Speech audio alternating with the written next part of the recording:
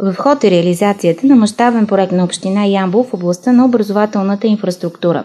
6 училища и 3 детски градини ще бъдат основно модернизирани с прилагане на най-съвременни енергоефективни решения. Финансирането се осигурява от Националния доверителен екофонд, като общата стойност на проекта е над 4 милиона и 900 хиляди лева. Общата цел на проекта е да се осигури подходяща и рентабилна общинска образователна инфраструктура с високо ниво на енергийна ефективност. Включените в проекта строително-монтажни дейности предвиждат ремонт на сградата, ползвана от Математическа гимназия Атанас Радев и гимназия Васил Левски, на основните училища Николай Петрин и Димчо Дебелянов, началното професор Нойков, както и езиковата гимназия Васил Карагьозов. Ще бъдат обновени и базите на 3 детски градини – Червената шапчица, Слънце и Биляна. Предвидена е топлоизолация на фасадите на сградите, ремонти по покривната част, подмяна на мълниезащитните инсталации. Ще се подмени изцяло дограмата на 3 детски градини, начално училище професор Нойков, основно училище Николай Петрини, както и ще се завърши подмяната на дограмата в езиковата гимназия. 3 детски градини, както и в сградата, в която се помещава езиковата гимназия и начално училище професор Нойков,